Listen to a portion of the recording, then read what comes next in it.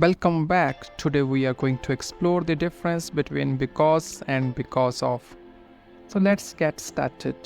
Because is a conjunction used to link two clauses, showing that one clause is the reason for the other. It is always followed by a subject and a verb. On the other hand, because of is a compound preposition used to introduce a noun or noun phrase that shows the reason for something. The example of because: she stayed home because she was sick. In the sentence, because connects the reason she was sick to the action she stayed home.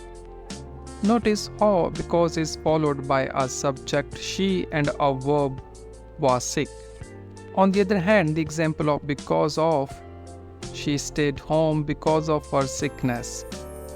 In the sentence, because of introduces the noun phrase her sickness as the reason she stayed home. Unlike because of is followed by a noun or noun phrase, not a subject and a verb. Some practice examples. I went to bed early because I was tired.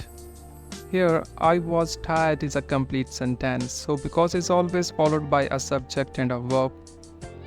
Whereas, I went to bed early because of my tiredness. Here, tiredness is a noun. She missed the meeting because she overslept. They cancelled the event because of the weather. I stayed indoors because it was raining. He was late because of the traffic jam. He was late because he missed the bus. He was late because of the traffic. The project was delayed because there were technical issues. The project was delayed because of a shortage of materials. Thank you. Thank you for joining with us.